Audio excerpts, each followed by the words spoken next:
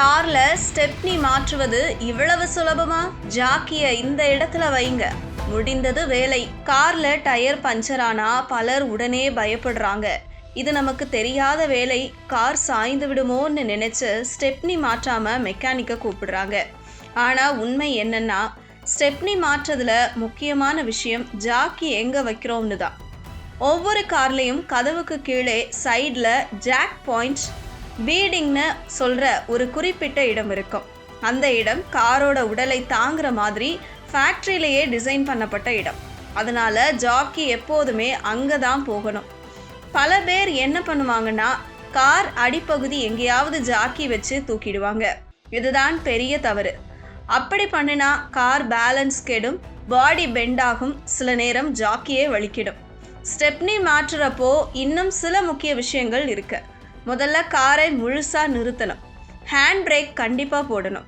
Manual Karnaugh first gear அல்லது ரிவர்ஸில், ஆட்டோமேட்டிக்னா B மோடில் வைக்கணும்.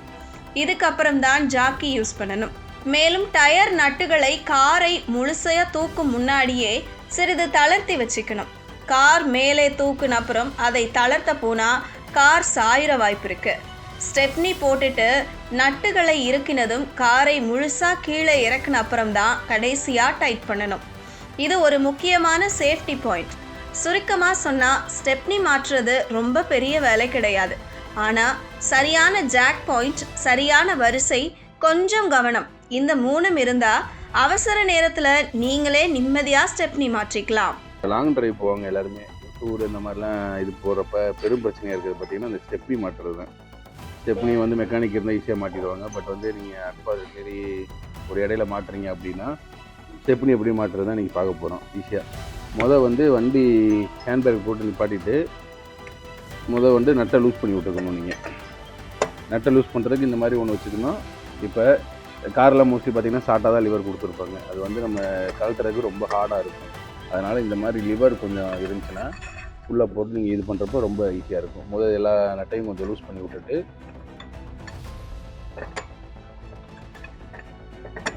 லூஸ் பண்ணிவிட்டு ஃபுல்லாக கட்டிடக்கூடாது, லூஸ் மட்டும் பண்ணிக்கணும். லூஸ் பண்ணிவிட்டு அடுத்து என்ன செய்யணும்னா ஜாக்கி எடுத்துக்கணும்.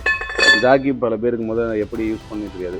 நம்ம அந்த ஏற்ற அளவுக்கு ஏற்ற மாதிரி வச்சுக்கிட்டு ஜாக்கி எங்கே யூஸ் பண்ணணும்னா, எல்லோரும் பார்த்திங்கன்னா இந்த டயர்கிட்ட இந்த மாதிரிலாம் இது பண்ணுவாங்க. காரில் பார்த்திங்கன்னா இந்த பீடிங் வரும். அந்த பீடிங் நிறைய பேர்த்துக்கு தெரியாமலே வேறு இந்த ஏதாச்சும் ஒரு இதில் வந்து இந்த இடத்துல இந்த மாதிரி இடத்துலலாம் கொடுத்து ஏற்றிடுவாங்க. அது என்ன ஆகும்னா, நீங்கள் கழட்டி மாட்டுறப்ப டக்குன்னு வந்து ஸ்லிப் ஆச்சுன்னா காரே உட்காந்துரும்.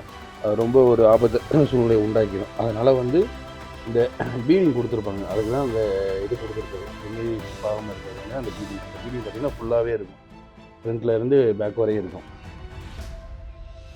ஃப்ரண்ட்டில் இருந்து பேக் வரையுமே அந்த பீடிங் இருக்கும். ரெண்டு சைடுமே இருக்கும். அந்த பீடிங்கும் இந்த லாக்கும் கனெக்ட் ஆகிற மாதிரி ஏற்றணும்.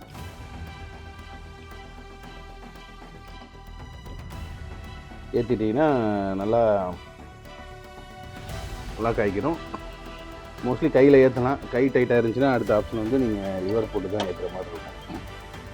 அந்த லிவர்லேயே வந்து பார்த்திங்கன்னா ஸ்பேனர் கலட்டுறதையும் இதே வச்சு தான் நம்ம டைட் ஏற்றுறது ஈஸியாக இருக்கும். கொஞ்சம்